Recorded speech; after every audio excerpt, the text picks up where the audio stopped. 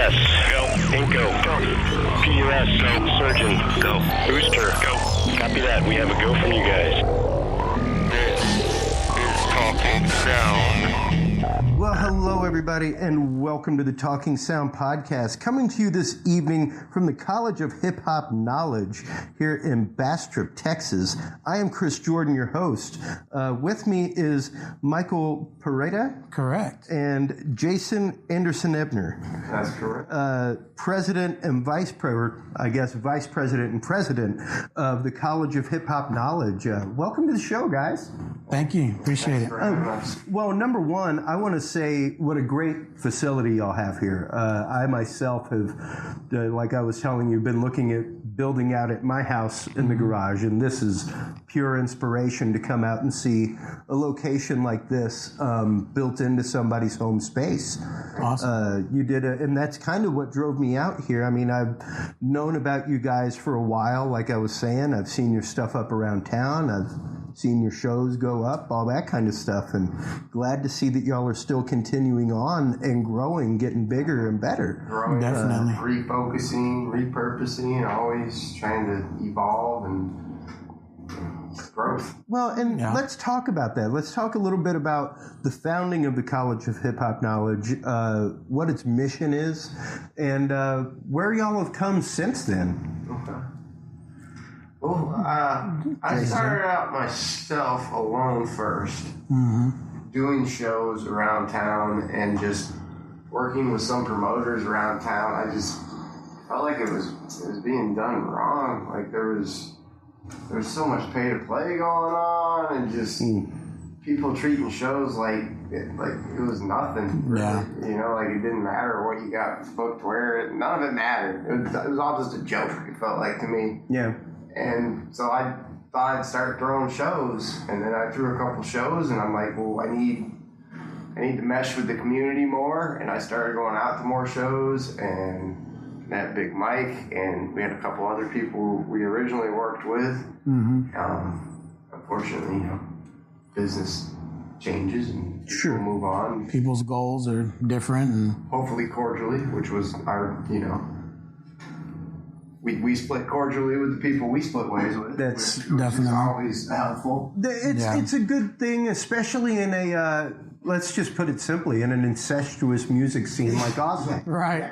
It's definitely a town that, despite its big city leanings as far as variety of music, it's a very, very tight community of musicians across the board. It definitely is. Blackball real. Oh yeah, rapidly. Yeah. Rapidly. Yeah. Like it'll get to the point that, you know, like the elephant will hear the fact that you had a bad hip hop show and you don't need to come to a show it's like, you just do jazz shows. Yeah, I know, but we heard about your stuff, dude. Right. Like We heard about what happened. Yeah.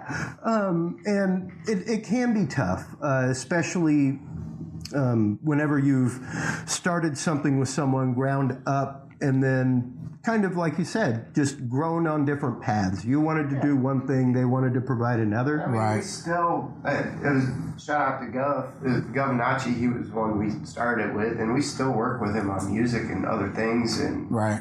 it's just where we were heading, where he was signed with a label at the time, and we were wanting to transition. We were headed in that direction. Yeah. So, of course, you know, he couldn't be acting On behalf of a label. Yeah, Right. and be signed by another label. Yeah. So it just I guess you could, but that wouldn't be wise. It was messy. Almost, Very messy. Competing with yourself, you know. Yeah, exactly. Not the best path to take. Yeah, logistically, it just wouldn't work out. Yeah. And his label wasn't having it either. So Yeah. Yeah. Well, and how did you, Jsun? How did you originally get into hip hop? How did you originally find the scene to begin with? I've always, in one form or fashion, probably skateboarding is what got me into hip hop. Was skateboarding when I was really young, 12, 13 years old, being exposed to hip hop, like, you know, Black Sheep and KRS-One and Public Enemy and, you know, old school hip hop. That's where I come from. But in Austin, I mean, I've been around for a long time in the Austin hip hop scene, just freestyling and doing battles and stuff like that. Like I never really necessarily got into songwriting until I grew up a little bit. I don't know what it was, but it wasn't necessarily. When I was younger, it didn't feel right to me. I just like freestyling, and I like the whole scene about it, but I never really considered songwriting or the business end of it. It was just always fun and kind of a hobby to me. You know? Sure.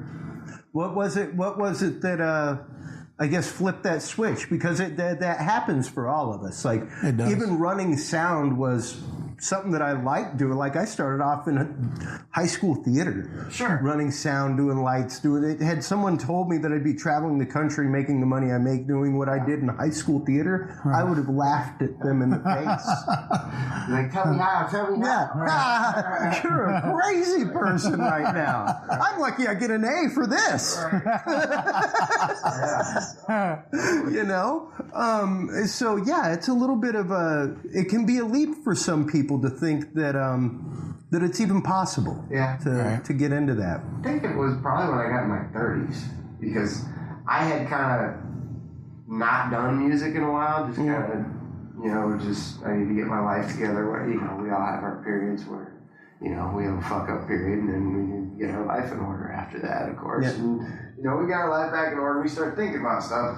And the main thing I was thinking of is, what if I knew then what I knew now?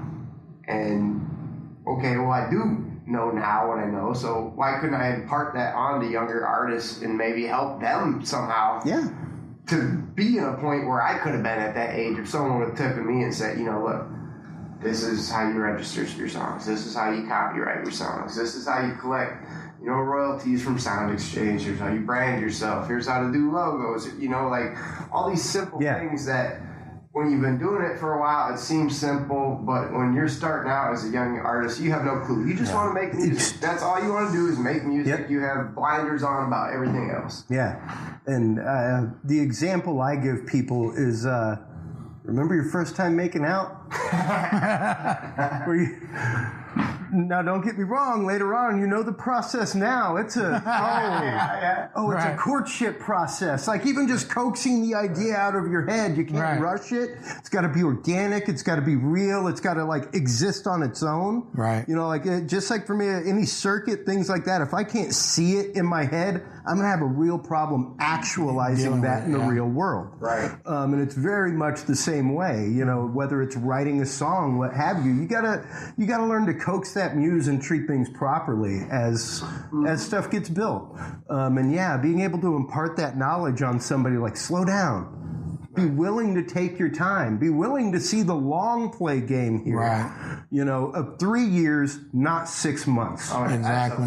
That's a big. And that's hard. That's hard. Where a lot of artists run into a wall. That's just it. And that's for me where I define the difference between musician and artist. Most of the time, for me, a musician is someone like in your world for hip hop, they'd be out turntabling one night, so that they could make some cash. They'd be out rhyming on stage another night doing battles just to get their name out there. That kind of stuff. Whereas that brings up a great argument that's in the hip hop scene. Yeah. Is hip hop culture or is hip hop music? That's a constant argument in the scene. I think the answer is yes. Seriously, I know it sounds overly simplistic, but I personally see it as yes, because there is definite, I don't listen to a lot of hip hop anymore, but when I do listen to hip hop, it's normally early 90s to 80s hip hop is what I'm generally going toward. Boogie Down Productions, things like that. Nice. I was listening to Tupac on the way up here, and for me, it goes more toward the artistic, the production style, the work of people like Nate in the studio, stuff like that, who sure, he's singing backup, but you didn't really see Nate like, hey, check out my new album. Right. Yeah. He wanted more the production side of things. He wanted to be more in the special sauce than to be the steak on the plate. Right. And that to me, I think, that's like bucket list. I think it's very much a statement in and of itself of careers like that being both hip hop and style. Sure. Definitely. Because the work that he does, even in the background, rhyming in the back, stuff like that, totally contributes to the style of that song. For sure. So I think it is very much lifestyle, and it is very much music. Sure. I don't see, quite honestly, how the two can be separate. Well, How they can't be I always intertwined. seen it just as hip hop is the overall culture, and there's elements of the culture. Sure. Right. Just like you were saying, like an actual, like working hip hop musician. Musician would be a turntablist one night, Exactly. rapping another night, Yeah. engineering, producing, whatever. If you're really Fingers in wet love anywhere they with the can be. music, you're going Right. to find You're gonna- multi-facets you can insert yourself in. Yeah. Exactly. And speaking of that, let's insert Michael into the conversation, the vice president of the College of Hip Hop Knowledge. How was it that you came to be involved with hip hop yourself? How did you find that? And how has that brought you to the College of Hip Hop Knowledge? I grew up on hip hop music. My oldest sister was, I guess, a teenager I don't want to date her, but she was Nice. She was a teenager, in the late 80s, early 90s. And so a lot of the artists that he referenced was stuff that I was listening to because she was playing it. Run DMC, Rakim, all of those type of influences, obviously, that kind of brought hip hop to where it is now. And it just touched me. It was just something that I always gravitated more towards hip hop music than any other music. And my parents were very diverse in their music. They listened to from Tejano music to old blues to jazz to dance music, disco. So as far as an overall aspect of music, pretty versatile on what I like to listen to, but hip hop grabbed my heart at a young age. And I think a lot of things was growing up in the neighborhood that I grew up in. A lot of those things that some of that music was talking about or referencing, I would see with my own eyes. Yeah. And so I was able to connect more with hip hop than any other genre of music that I was ever exposed to as a kid. And from that, I got into it. My sister, again, had a lot of friends that were either producing or DJing at the time, breakdancing, graffiti artists, things of that nature. And I gravitated towards that. And, I always wanted to make my own music. But as a young kid, we would do it for fun in high school and things of that nature.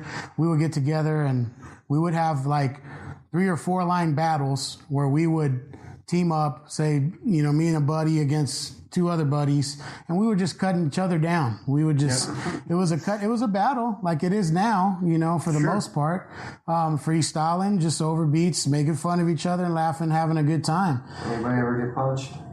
There's a couple times we used to have boxing gloves, and so when it got too far, we'd always do it at my house. Not in the face. That's how I make my living. Yeah, I always controlled the mood. It was at my house, but if people got angry, we did have 2 pairs of boxing gloves. Take it outside. We would go outside, but yeah, that was really my first influence, and how that brought me to College Hip Hop Knowledge was back in 2016.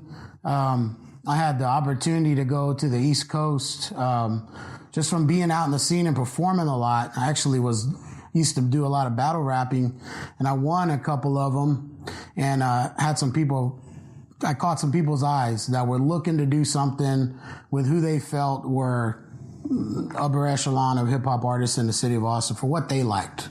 And so I was lucky enough to be able to do that. And during that time, I was just working my ass off, man. I was getting on shows, at that time, a lot of people didn't know who I was. And I think that actually played into my favor because when they saw me do battles, they were like, oh man, instantly, who are you? Where have you been? Yeah. Well, how can I find your music? Things of that nature. And I was out doing shows and he reached out to me first, I want to say, and said, hey, I see you, doing a lot of shows and stuff like that. I want to see if you can get on the show.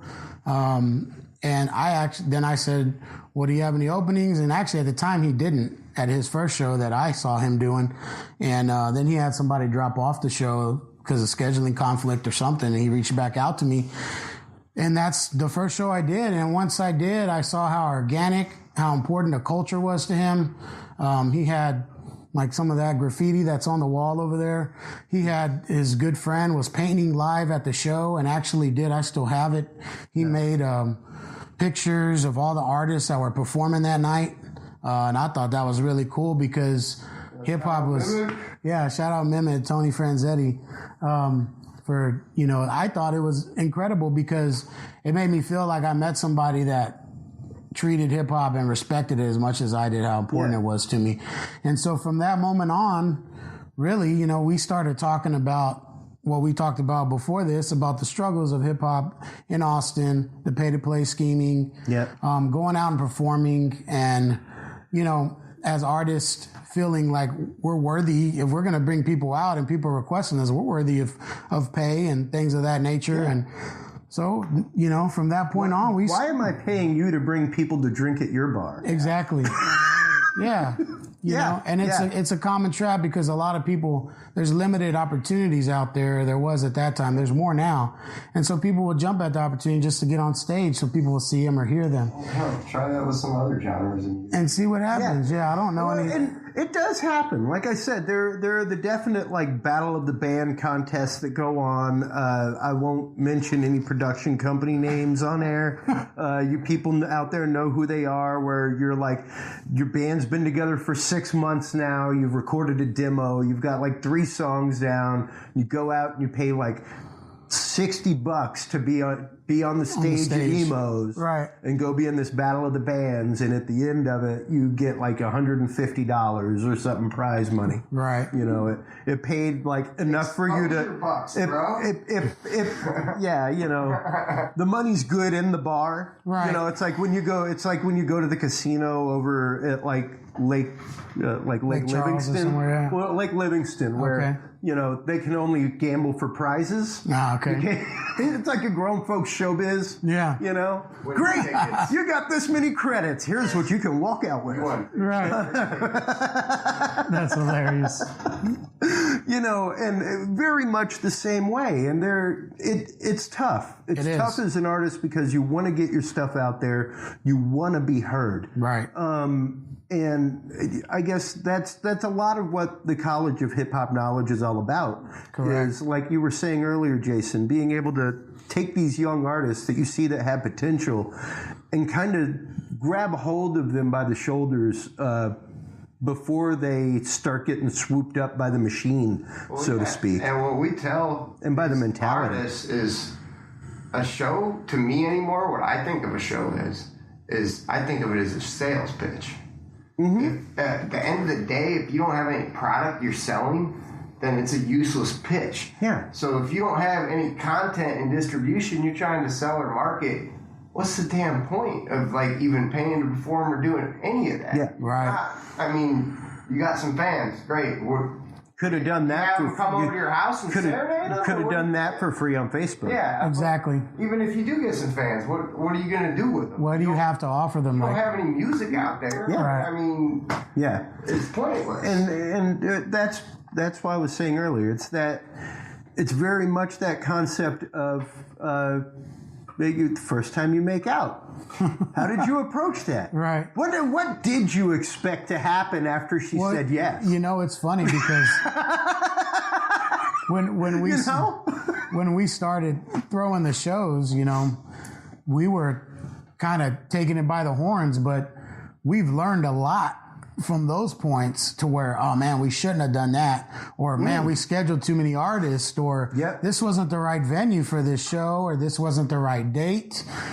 We should have only done the festival maybe 1 day instead of 2 days. Yeah. And so in retrospect, you look back, just like you're saying, say, oh man, I shouldn't have done that move. Maybe I should have done this move.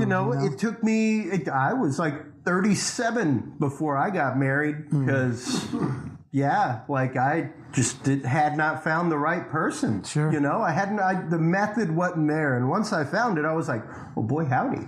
Much like I've said it before on this show. I was telling you gentlemen earlier, did rock and roll for years. Used to work at Frank Irwin Center doing shows, all kinds of stuff, festivals, everything. Toured with bands. And yeah, the day I found corporate AV, I was like, where the hell has this been? It's not for everybody. Right. Like, there are friends of mine that are rock and roll techs, you know, club technicians that are like, oh, get me in on one of those. And I'm like, oh, no. Like, you would be the guy that I sit next to and feel the waves of pain from all day. Because you don't know how to handle the hurry up and wait. Like, yes, we are waiting 4 hours for the client right now. Right. That's exactly what we're doing. We're sitting here at a tech booth waiting for them to come in and possibly run through a presentation for tomorrow. Wow. They may not even show up. Right. You cool with that? A lot of rock and roll people are like, I gotta do something right now. I can't just sit and there. You could just see it. Yeah. And yeah, it is something that, you know, even finding the right niche in the industry, finding out whether or not you are a performer or a producer. Right. Because like you were saying, Jason, you started out battle rapping, doing all that kind of stuff, and quite obviously have stepped into the producer and control chair. I have a lot more of the production and engineering side of things. And again, I think that's a byproduct of getting older too. I mean, hip hop's a young man's game, honestly. It's sure. It's weird too, because like you don't see like a young rock group being like, oh, you know, forget the Beatles, whatever. They're old news. Their music's no good. You know, like we should talk more. Maybe that's a bad example to you. No. I know what you're saying though. But like they're more using it to inspire them and form their new music and bring their new music to other levels. Whereas in hip hop, there's a lot of this misconception where the old has to hate on the new, or it's outdated. I can't listen to it anymore. It needs to be new, fresh. It needs always kind of be different, you know. Right. Well, and that's a good point, especially right now on the cusp of Ice Cube just releasing his new album, all that kind of stuff. Have you had a chance to hear that work yet? I haven't listened to his Neither album. have I. And I heard a bunch of guys on my last show in Vegas just before Christmas.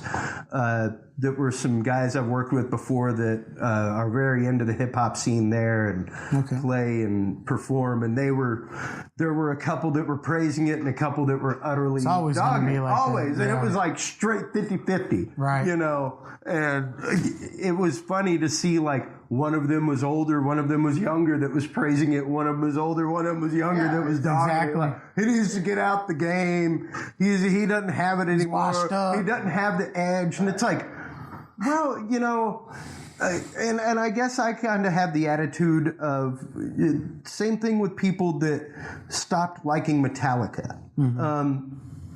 They stopped having an edge, but they also grew as people. The musicians, they were no longer using a bottle of whiskey a piece a day and getting into fights in the studio and like, screw you, I don't ever want to see you again. Like, that wasn't happening. They actively became friends again and started making music.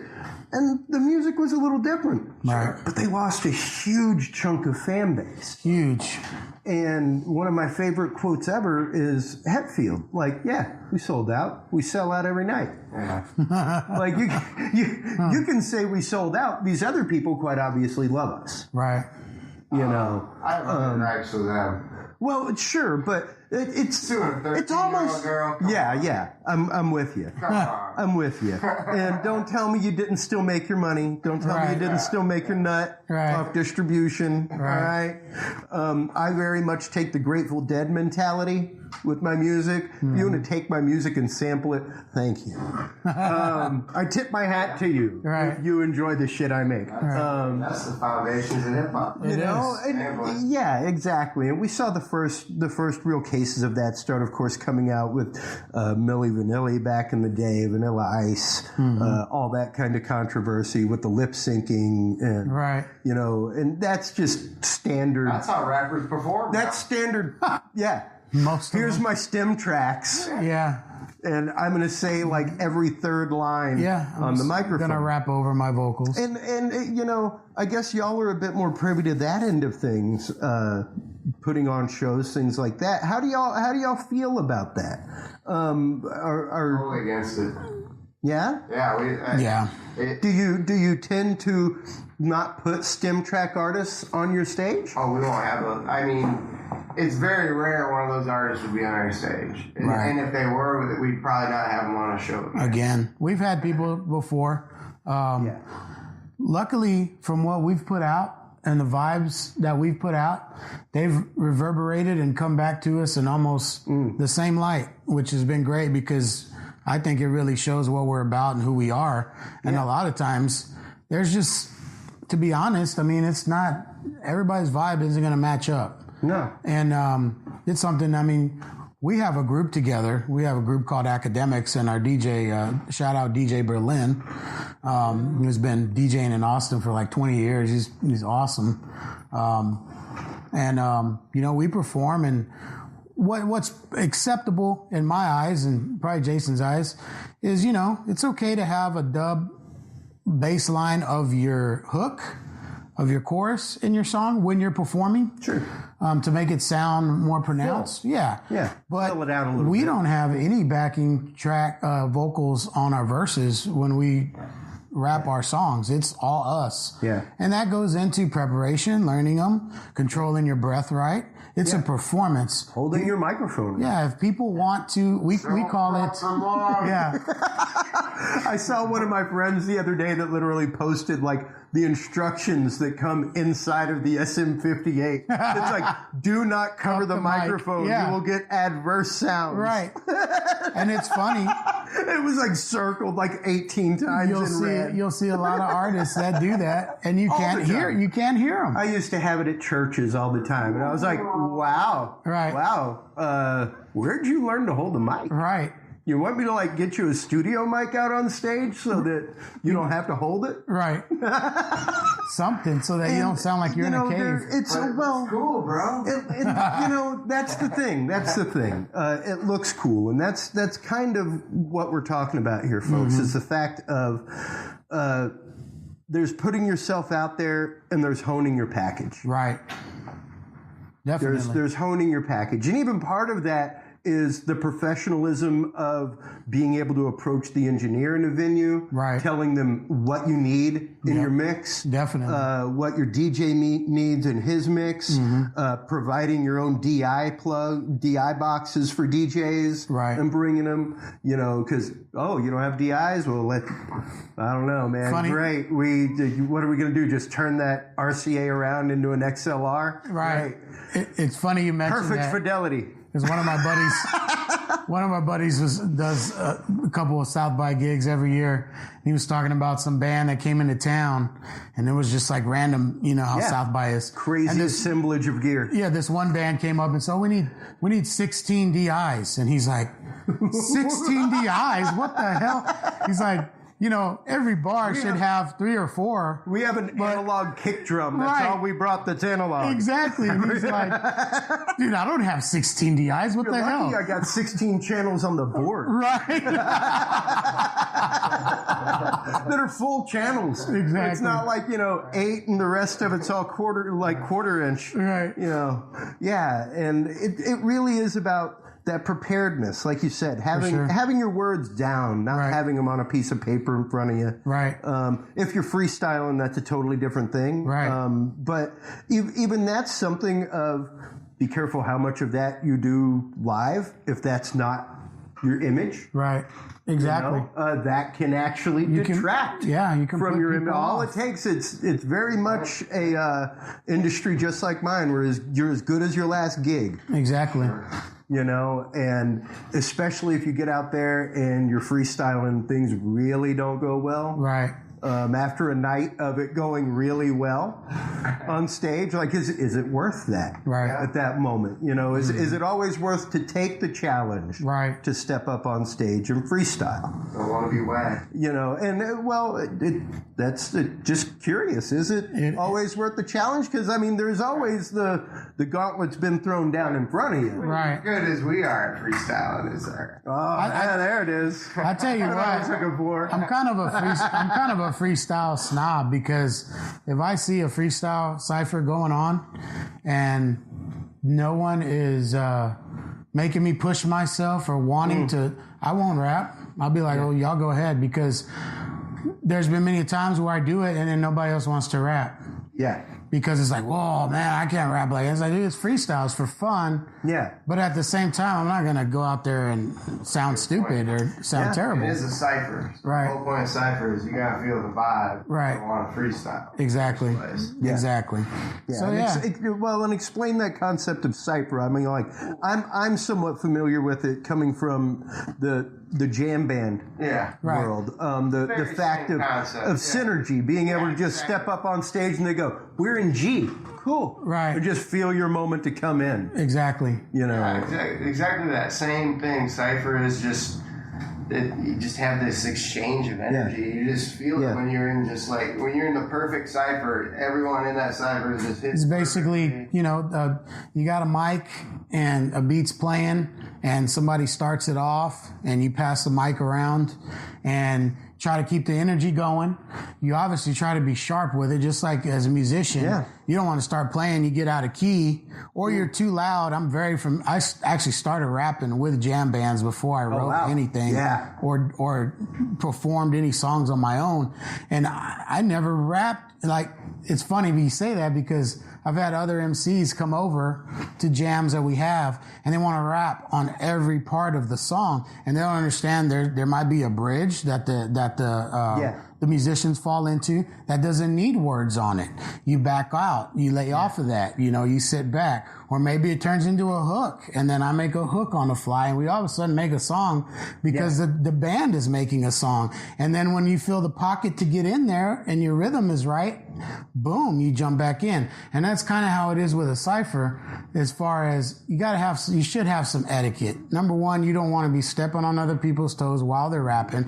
Then you have the other MC that wants to rap a whole 3 minutes straight. 16 bars, fool, 16 bars. Yeah. When there's, 30 other people on stage, and it's like, come on, man, that's enough. That's when you gotta take the mic from them. yeah. You need that cane from the Apollo. The big cane. Right. Yeah. Yank 'em off. Gotta have the clown and the broom. Exactly. It even harkens back though to me, like Cypher is just to being at the parties back when I was younger. You just have a circle. Even that. Yeah. Everybody just has this energy. It's it's amazing when it's When it's on. It ebbs, it flows, it comes, it goes throughout the evening. Exactly. It's amazing. And Definitely you does. really do. It takes some time to get attuned to that. It really does take a lot of it is working with other people. Exactly. And most of my working with other people came from behind the console, live engineering, 5 nights a week, 4 or 5 bands a night. Right. 10 years doing it. Like, that's some insane math. That's a lot of zeros. It is. Just to bands, much less like 3 to 5 people in a band. You start doing how many musicians I worked with. Like, Right. it's mind-numbing. And you really do get to the point where when you have the same bands on your stage on a regular basis, especially jam bands and stuff, I could feel when their hook was. Right. Like the reggae band that I worked with every Sunday, I knew when they were going Into No Woman Don't Cry. Didn't matter what song they were coming playing. out of. Right. I heard those 3 notes that they hit all the time, every time, that were not in No Woman Don't Cry, but was their signal of To go get into ready of where we're going. Right. And I dial in my echoes and be ready with the crazy slapback that they love. That's a good live. That's a good live sound engineer. But it's very much being present of mind, and being willing to step back. Right. Being willing to step back and listen, see where things lie in a mix, see where you lie in a mix. Right. And as you guys have evolved as a business, going from putting on shows to being a label to now having this great space of a studio here, when did y'all start to look at building your own space? When did you, I guess that's one of the questions I get from everybody is, hey Chris, when did you decide to go full-on business in LLC? Mine was like, it was always in my mind, but the day that I held my baby and my wife came out of anesthesia, I was like, we're going in LLC next month. Right. I'm drawing up paperwork. Heck yeah. LLC and label was kind of always the plan, I think. It was. We kind of discussed, shows are great, but how could we ultimately help artists more, and it was really the label side of it. As far as building our own space, that kind of came out of necessity because of the producer engineer. Again, we'll leave nameless, but kind of had bad business dealings with a producer engineer we were working with that we kind of wanted to include in the label and be the label's engineer and everything. And right. It fell didn't work apart. out so cordially as the other one we were talking about. Things don't always devolve in the same way. They don't. So the space came out of necessity. This space is really young though. It's only like 2 weeks old. 2 weeks now, old. and it's not So he built this booth done. at his previous place, basically because of where we were working at, where we were recording our project that we are going to release this year.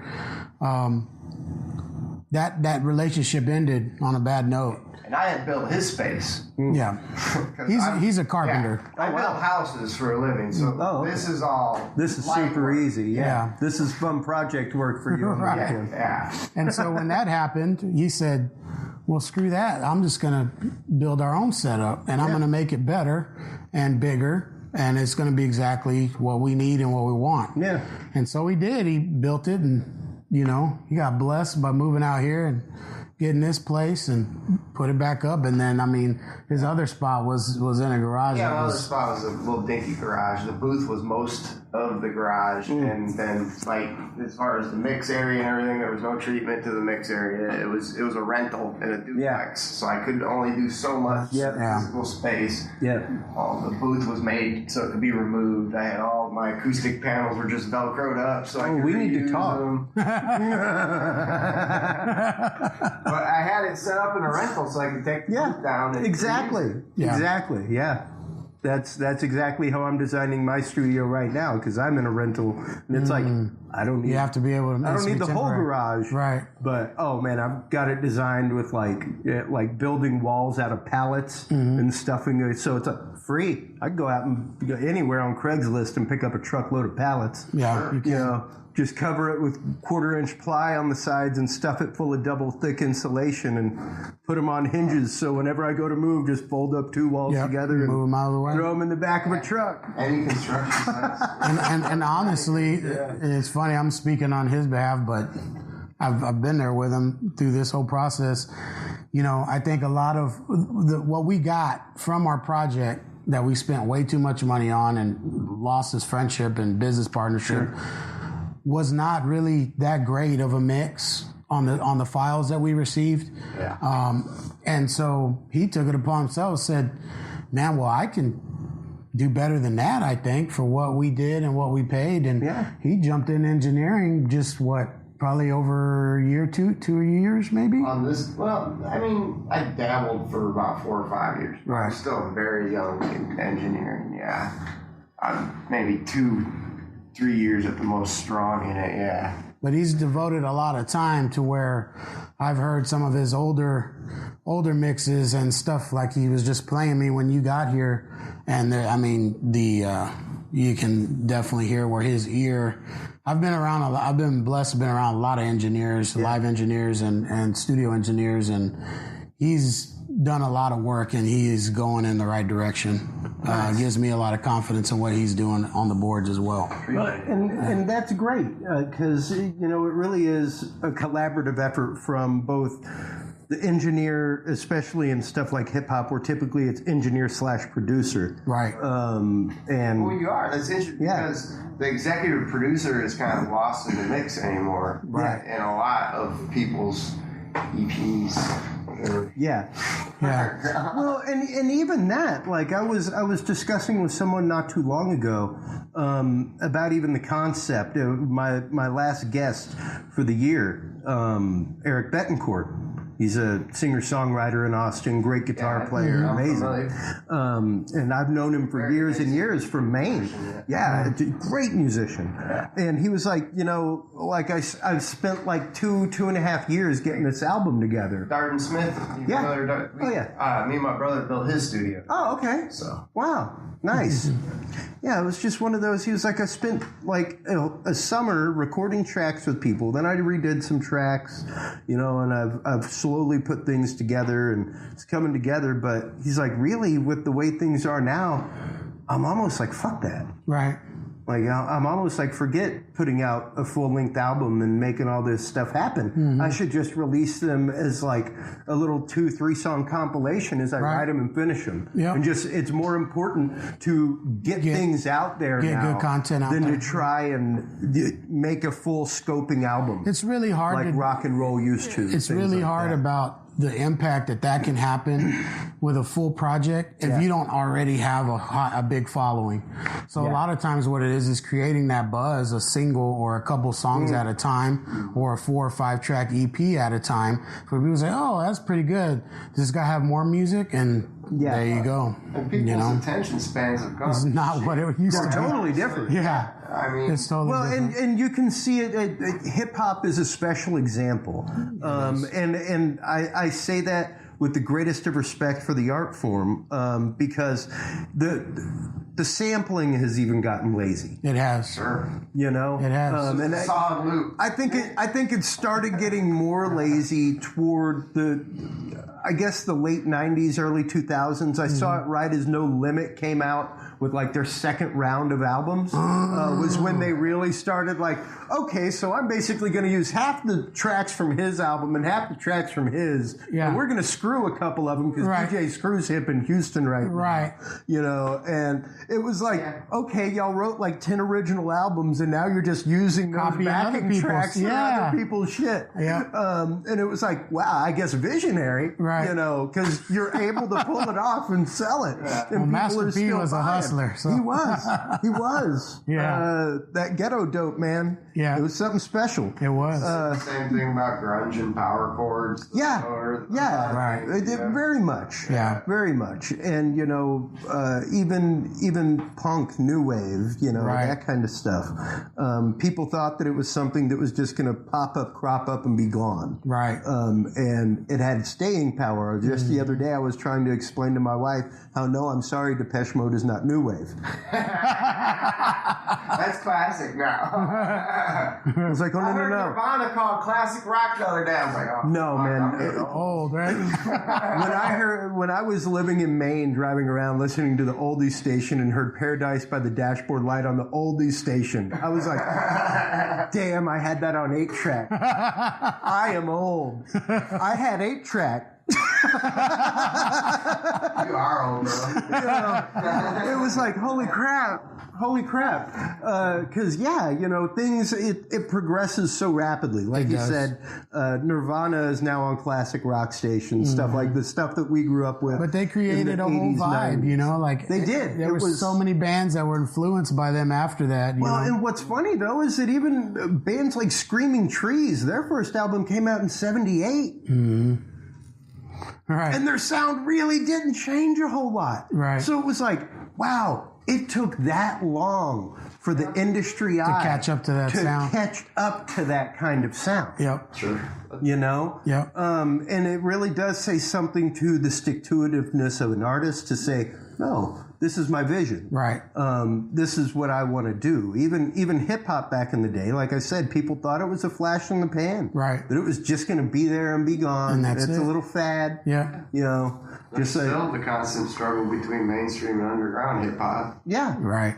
Yeah. We have a saying is good music is good music. I mean, that's it. If you can make good music, somebody's going to want to listen to it. If you can get it out and get it in front of the right people. Yeah. And for me, it's all about production for me. I love being able to listen to a song like the 10th time and hear new things. Right. To always be finding something new in a mix. I remember years ago, as I was confessing earlier, I'm a huge jam band fan and loved the Grateful Dead for many, many years.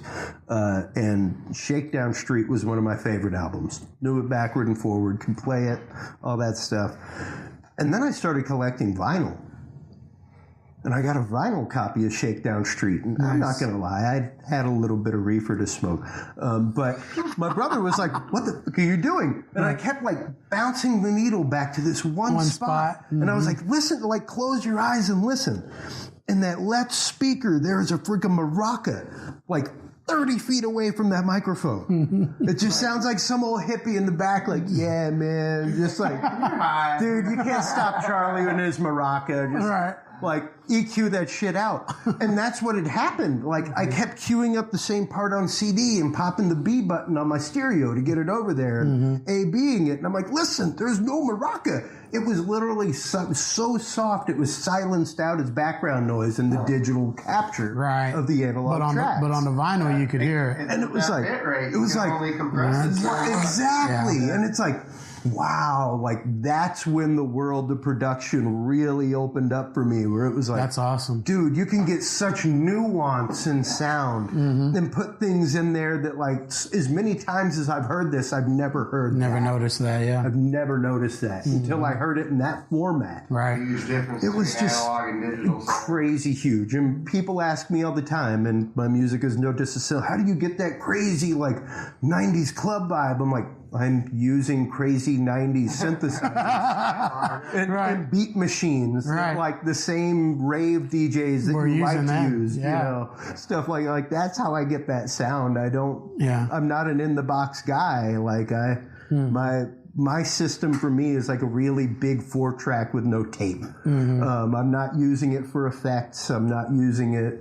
I use it for maybe some quantization. Let's get things as close as possible here, because I'm not going to buy an actual clock. I'm just not. I'm not doing things that need a clock in my home studio.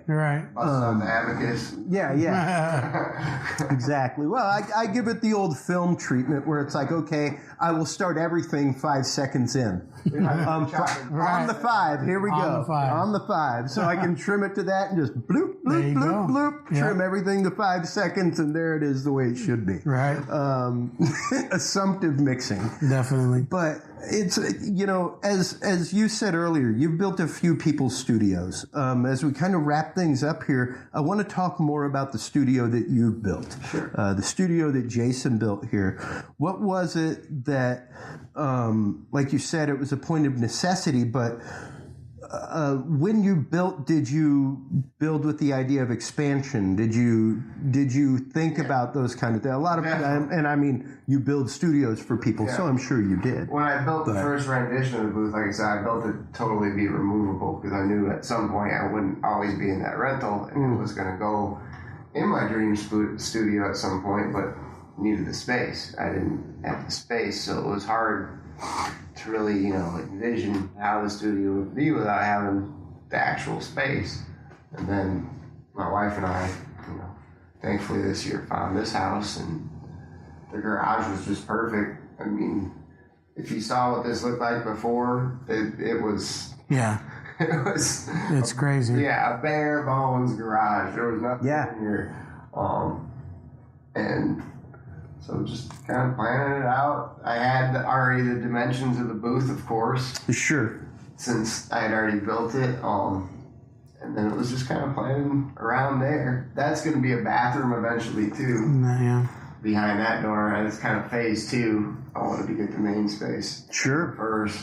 And how long was it from inception to what we're sitting in now? About 3 months. 3 months? Oh, wow. 3 months working after work. Sure. Weekends. Spare time, weekends. Yeah, I had an out-of-town job for a while, too, so about 4 days a week I was out of town. So. Groovy.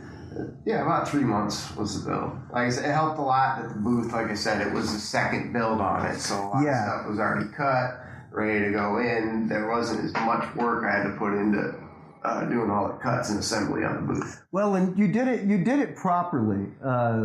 With the floated floor, floated ceiling, it's completely floated off of everything. And I even researched on like angles of surfaces. Like everything in that booth is 13 degrees to one corner. Yeah. So it's slightly trapezoidal, not actually square. Exactly. It's not perfectly square. Nothing's perfectly square in it. It's like the eye can't see it, but if you put a level on it, the level will show you it's about 13 degrees. Yeah.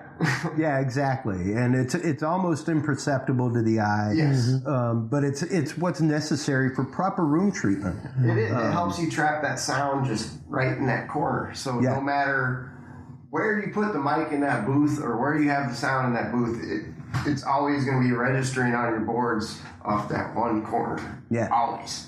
Yeah.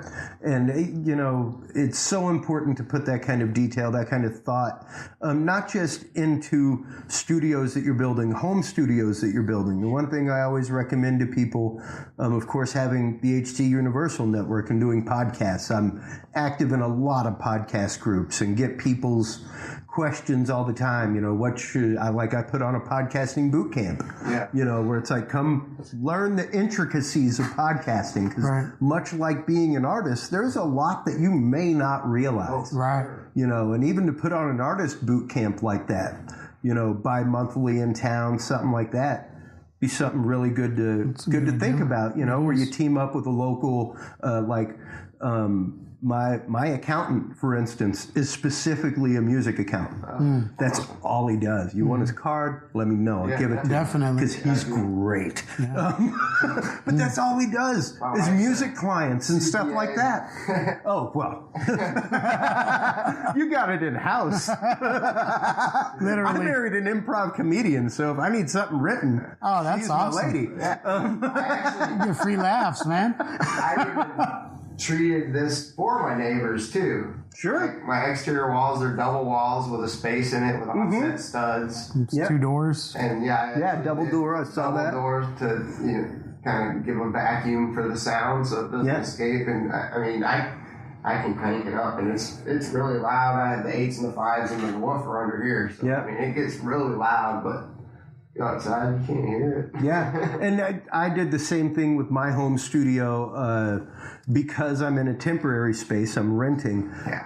My advice to people is go hit up some Harbor Freight, get yourself a few cheap moving blankets and put them in the window just up against the glass, and then from there start out with thick studio foam and pop it in and then just seal it up with a piece of plywood. I have little like latches on mine and handles where if I need to, like whenever I go to move out, it's just plop, pull it off like a box and take it with me. You can take walls too, and you build the walls, and then you just put basically 3/4 like the foam plywood you can get 4x8 sheets. You cut strips and you can stick it under the bottom and top plate of your walls. And just kind of pressurize it in there so it won't ruin the drywall on your rental. But it'll be a sealed up. Sealed environment, exactly. And it's just pressure. There's lots of little tricks. Exactly. And, you know, it really is, number one, it helps. I live in a neighborhood where people enjoy their car stereos. So it definitely helps on the podcasting end for me not to be constantly like the old curmudgeon outside. I'm trying to record. Keep it down. I got microphones. It's how I make a living. You know, but on top of that, whenever I'm mixing, whenever I'm doing my electronic music, especially my really odd electronic music, like it's nice that I don't hear complaints from the neighbors with like a power subwoofer and all that kind of stuff. I just hear complaints from the wife. My son loves it. My wife does not. And where can people go to find out more about the College of Rock and Roll Knowledge? Where can they go to find out?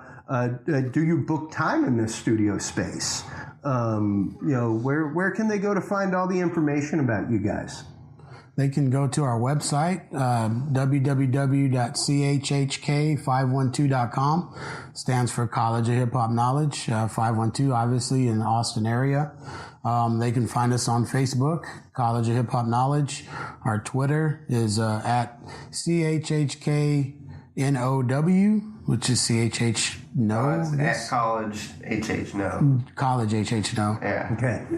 Instagram, College of Hip Hop Knowledge. And yes, we are booking slots for the studio. They can reach us at our email, which is collegeofhiphopknowledge@gmail.com. All right. It's simple. Yeah, That's it. we try to streamline it for sure. Yeah, most definitely. And, congratulations, you guys, not just on the strides you've made business-wise and the separations you've made as far as it's a moment in life. It is. Not only when you've started and registered a business, but when you've gone like full on with your business and decided like this, I'm jumping both feet first. Right. So congratulations on that step. Congrats on this beautiful space that you have. I'm a jealous man. And I have a lot of toys. Well, let's do that. On that note, everybody, while you're online checking out the College of Hip Hop Knowledge and the great work of Michael Pereida and Jsun Anderson-Ebener, please do go on and check out the Talking Sound Show. That is where you can find all the great episodes. TalkingSoundShow.com is the website. You can also find things like the interactive map of the United States of companies that hire freelance AV technicians. If you're a guy like me who does freelance AV and you're out mixing in clubs, if you're out, you want to get into the corporate AV game, there's a whole list of companies that hire freelance AV technicians. Go check that out. If you know of a company that hires that isn't on there, let me know. I'll add it. No charge. It's all about paying it forward, folks. So once again, guys, thank you so much for taking the time. Thank you so much for everybody for this is actually episode 1 of season 5. So welcome to season 5, everybody. Awesome. As a belated intro. That's it. So on that note, thank you again, gentlemen. Make sure to go check out College of Hip Hop Knowledge. Check out Talking Sound Show, our parent network, htuniversalnetwork.com. And until next time, everybody, keep reaching for 11. Take care of yourself and each other and your hearing. Talk to you soon. Bye-bye.